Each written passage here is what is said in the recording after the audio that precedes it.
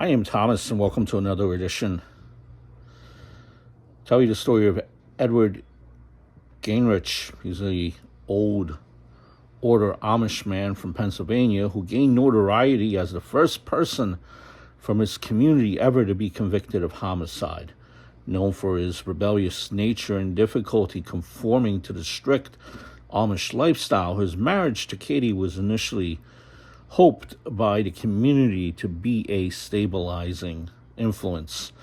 The couple had a son, but following the child's birth, Edward's mental health began a rapid decline. His deepening depression escalated into a severe psychological breakdown, characterized by hallucinations that terrified those around him.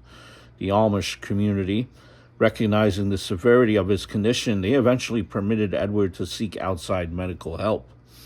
He was formally diagnosed with paranoid schizophrenia and prescribed medication, which initially succeeded in alleviating his most distressing symptoms.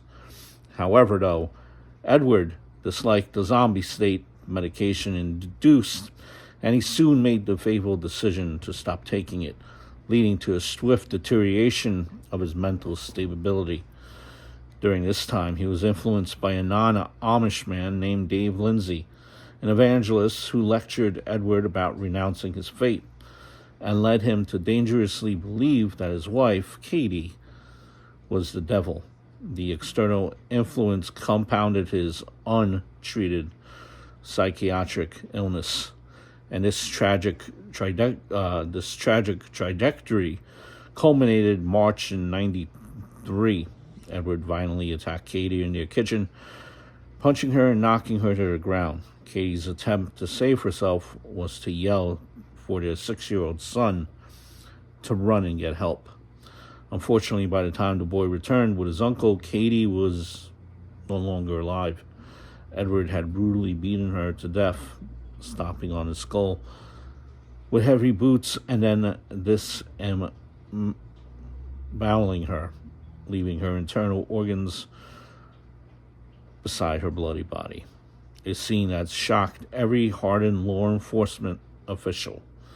Edward was later found guilty of involuntary manslaughter, but mentally ill, and was sentenced to a minimum of 2.5 years in a state correctional facility. Edward initially denied parole in '95, but was released in March of '98, having served his maximum